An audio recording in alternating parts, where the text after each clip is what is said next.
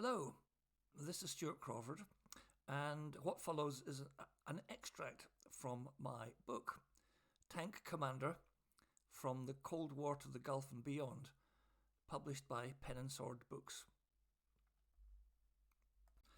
As far back as I can remember, I always wanted to be a soldier. I can't really explain why, it's just the way it was. My dad had been a subaltern in the Highland Light Infantry, HLI, just after the Second World War, when he did his national service, and had always spoken fondly of his time in uniform. But we weren't a military family in the classic sense.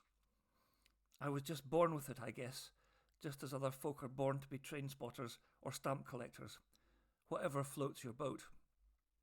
In common with other families in Britain, though, there was a strong thread of military service running through my family.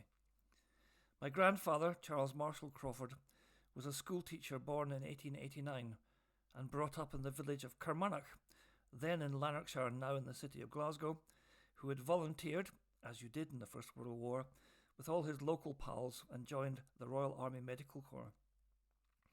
His unit, in which he reached the rank of corporal, was sent out to Italy in a little-known episode in the struggle against Germany and the Austro-Hungarian Empire. In later life, he used to sit out in the sun in East Kilbride, where he lived latterly, with his peer group friends, one of whom had been bayoneted on the Somme but had survived. I got little out of him about his army service, save that he had been present at the Battle of Caporetto in 1917, where he claimed to have been the first man in the retreat, and where he commented that his Italian comrades had all thrown their rifles in the canal and run away. That and a tale where his unit had been billeted in a factory in which they thought they made lemonade, and where they slaked their thirst only to wake up in hospital several days later, so family legend has it.